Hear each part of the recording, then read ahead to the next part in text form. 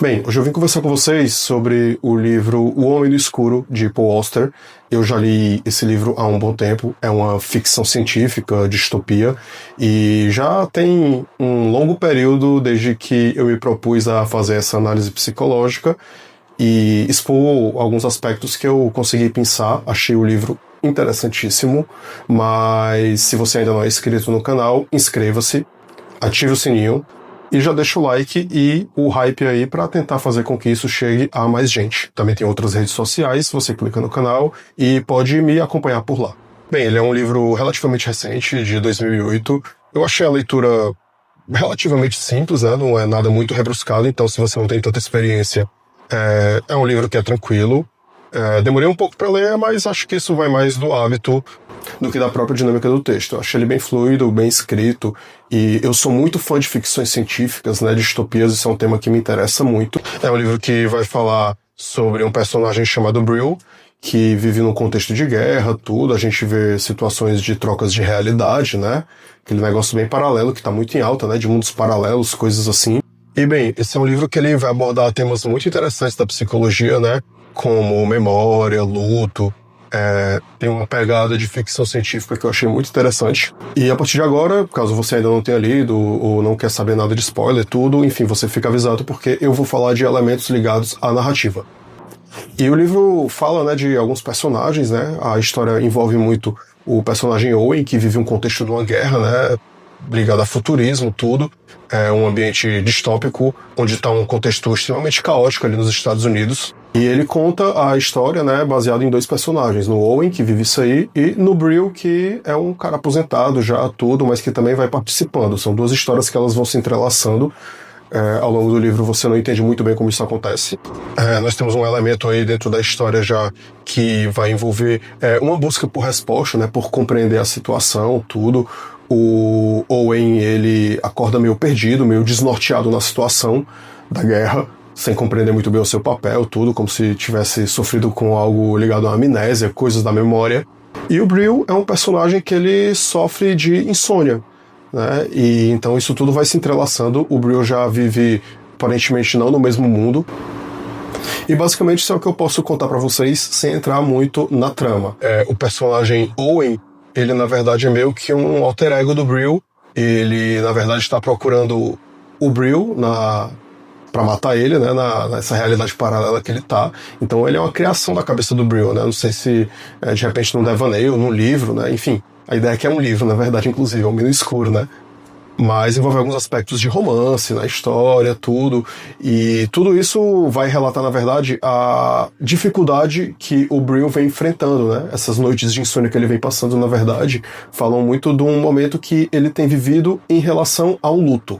E o livro vai falar sobre o processo de luto, que na verdade é um processo que muitas pessoas passam, às vezes ele pode ser patológico ou não, mas envolve momentos de choro, de tristeza quando você perde alguém, né, uma pessoa próxima, querida, ou alguma coisa também, isso é uma coisa da psicologia, eu vou abordar isso no livro, mas a gente também tem às vezes a compreensão do luto, por exemplo, em relação a um casamento que se dissolve, né? Hoje já existe essa percepção, embora não seja muito comum se falar isso, talvez você nunca tenha ouvido falar, mas o luto era percebido até pouco tempo atrás, né, numa ideia teórica, como fases, né? De que o luto ele vai atravessando fases como uma escadinha, né? Onde você vai subindo e aí, nessa fase aqui você ainda tem tristeza muito forte, tudo, crises de choro, aí, pum, passou a fase, né? Agora, nessa fase, você já não vai ter as crises de choro, mas vai ter a lembrança forte, tudo, ainda vai ter aquele elemento que não dá muita vontade de viver, enfim.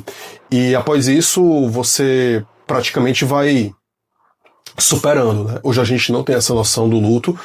O luto é visto como um processo pendular. Não sei se você já viu um pêndulo de um relógio, né? Mas ele fica indo e vindo, né? Para manter o relógio funcionando.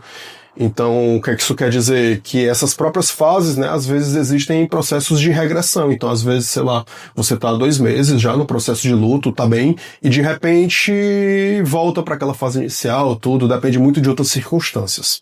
A própria noção de luto, na verdade, foi muito bem trabalhada por Sigmund Freud, compreendendo que o luto envolve justamente uma questão de amor, né? Nós perdemos um objeto de amor e, de alguma forma, aquilo entra dentro da gente, né? Nós temos aquele objeto de amor dentro da gente.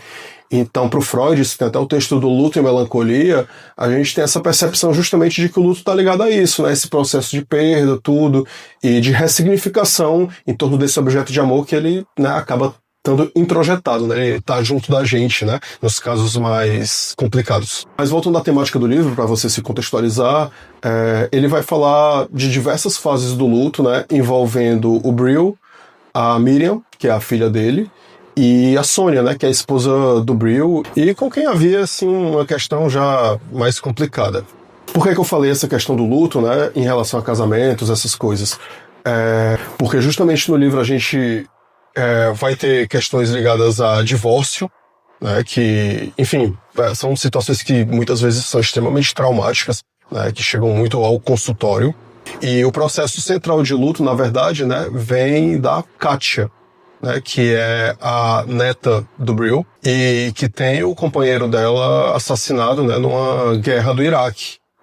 Né, então existe todo um processo de culpa aí, nisso aí, tudo, né, e, enfim, também a gente vai ver esses elementos ao longo do divórcio. Então o luto, ele é um tema extremamente presente nesse livro, né, muito forte, vibrante, você fica sem entender tudo. Então eu achei excepcional a forma como o Paul Auster coloca, né? Achei o livro muito bem escrito, inclusive. E dentro do que eu compreendi, o livro narra a ideia de uma fuga de uma realidade, né? O Brill, ele tá passando por um processo de solidão, de envelhecimento, e ao longo desse processo ele começa a lidar com a memória, né?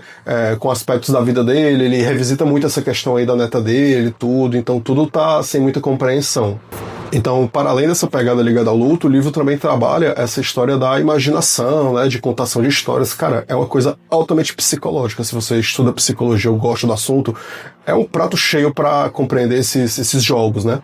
E o livro vai envolver essa narrativa, né, essas realidades paralelas, tudo, né, esse processo aí, talvez até meio que criativo do personagem principal. E logo no final tem uma coisa que eu achei muito massa, que é um diálogo que vai ter entre o Brill e a neta dele, né. Como eu disse, os dois meio que estão passando por processos de luto.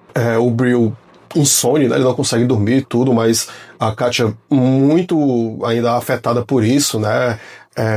São situações muito complicadas que eles vão vivendo, e é legal para você entender também essa ideia de como o remorso pega a gente, né? Mesmo numa situação como essa que o namorado dela, companheiro, morreu numa guerra, né? Mas assim, como isso pega a gente, né? Como nós somos atravessados por isso, né? E às vezes numa situação dessa, nós tendemos a nos culpar naturalmente, né? O ser humano, ele se culpa até mesmo quando ele faz coisas certas. Mas vai ter esse diálogo aí que você vai compreender no final, tudo, né? Eu acho que ele tá muito ligado à ideia de presentificação e até mesmo a um processo, a palavra cura, né? Mas assim, de uma superação, tudo. Eu achei extremamente forte, né? Isso aí. Ou não, né? Na verdade, não dá pra saber isso, tá? De acordo com a narrativa, isso é uma coisa que o leitor vai chegar no final, mas ele até comenta isso numa frase que diz mais pro final do livro, e que sintetiza a própria ideia do título, né? Que o mundo continua no escuro, mas o dia começa a nascer, né? Que traz uma mensagem, né, justamente ligada a esses processos de que assim, sempre vai ter um dia diferente, né, nós vamos sempre poder superar as coisas. E é isso, gente, se você chegou até aqui, ainda não deixou o like, não esquece de deixar o like, me ajudar no engajamento aí, deixa seu comentário de livros que você quer ver por aqui, todo esse tipo de análise. E me segue também nas outras redes sociais, tudo, né? Eu achei um livro espetacular. Recomendo demais, principalmente para quem gosta dessas temáticas de ficção científica, tudo. Foi uma surpresa para mim, uma grata surpresa. E é isso.